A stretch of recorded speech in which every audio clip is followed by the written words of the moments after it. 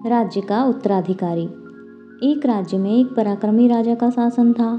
उसकी कोई संतान नहीं थी। ढलती उम्र के कारण राज्य के भावी उत्तराधिकारी को लेकर वह अत्यंत चिंतित था। अनेक वैद्यों को दिखाने के बाद भी वह संतान सुख से वंचित ही रहा। अंततः उसने राज्य के ही किसी योग्य नवयुवक को राज्य की वागडोर सौंप देने का निश्चय किया। भावी उत्तराधिकारी के चयन हेतु उसने योग्यता परीक्षण का आयोजन किया। इस हेतु एक शानदार महल का निर्माण करवाया गया।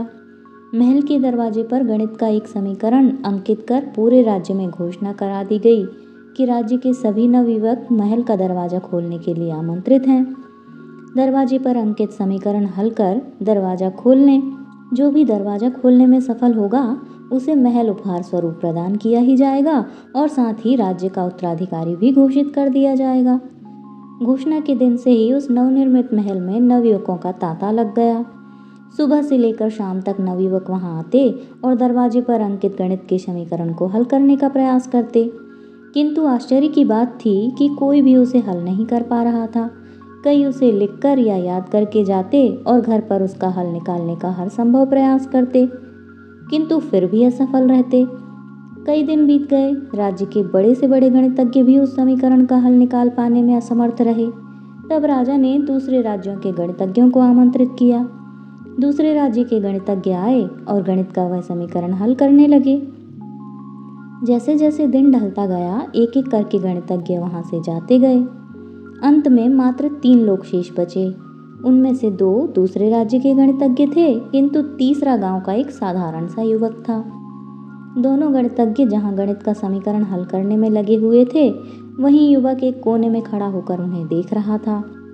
राजा ने जब उसे यूं ही खड़ा देखा तो पास बुलाकर पूछा, तुम दरवाजे पर अंकित समीकरण हल क्यों नहीं कर रहे हो? युवक बोला, महाराज, मैं तो बस यूं ही इन नामी गिरामी गणितज्ञों को देखने आया हूँ। ये अपने राज्यों के इतने बड़े गणितज्ञ हैं, इन्हें समीकरण हल करने दीजिए। यदि इन्होंने हल निकाल लिया तो राज्य के उत्तराधिकारी बन जाएंगे। इससे बड़ी खुशी की बात और क्या होगी। यदि ये समीकरण हल नहीं कर पाए तब मैं कोशिश करके देखूंगा। इतना कहकर युवक एक कोने में बैठकर गणितज्ञों को देखने लगा।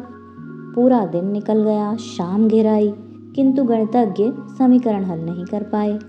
उनके मस्तिष्क में पूरे दिन मात्र एक ही प्रश्न घूम रहा था कि आखिर इस समीकरण में ऐसा क्या है, ये कैसे हल होगा, कैसे महल का दरवाजा खुलेगा।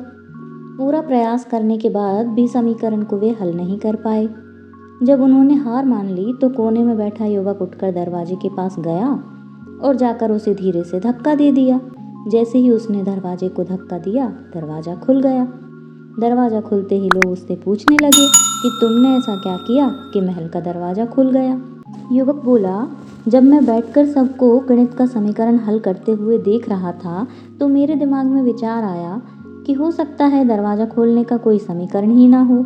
इसलिए मैं गया और सबसे पहले जाकर दरवाजे को धक्का दे दिया और दरवाजा खुल गया। दरवाजा खोलने का कोई समीकरण था ही नहीं। उसका उत्तर वहां उपस्थित राजा ने भी सुना और बहुत प्रसन्न हुआ। उसने युवक को वह महल भी दे दिया और वहां का भावी उत्तराधिकारी भी घोषित किया।